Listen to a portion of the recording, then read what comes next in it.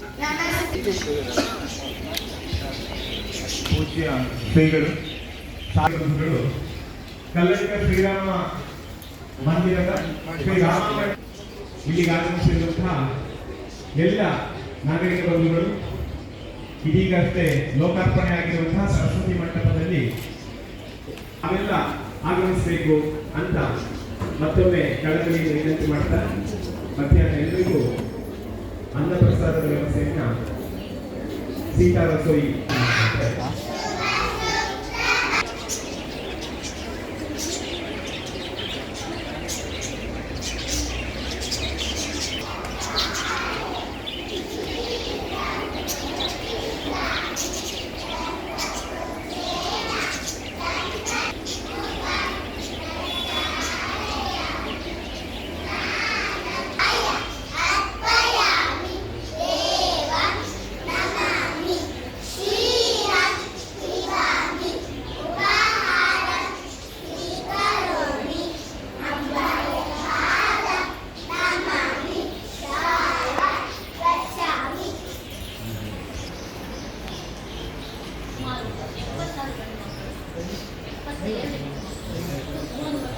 ಮನೆಯಲ್ಲಿ ಅನೇಕ ವಿಷಯಗಳನ್ನು ಕಲಿಯಬೇಕು ಅಂತ ಆಸಕ್ತಿ ಇರ್ತದೆ.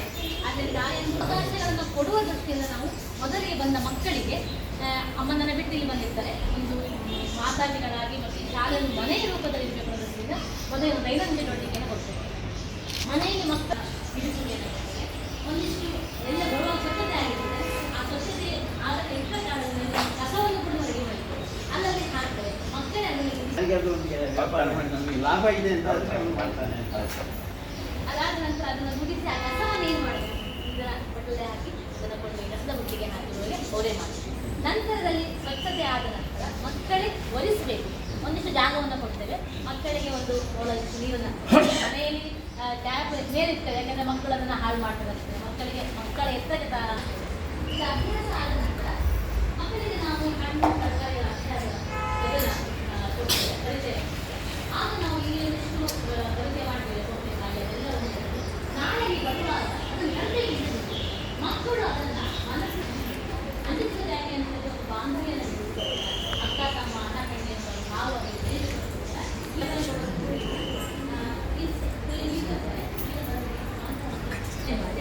ಸಣ್ಣ ಸಣ್ಣ ನಾವು ಚಪಾತಿ ಮನೆಗೆ ಇರ್ತೇವೆ, ಅದನ್ನು ಲಟ್ಟಿಸಿ ಚಪಾತಿಯನ್ನು ಇಲ್ಲೇ ಮಾಡುವುದಕ್ಕೆ ಮಕ್ಕಳಿಗೆ ಮಾಡಿ ಹಂಚಿ ತಿನ್ನುವುದು.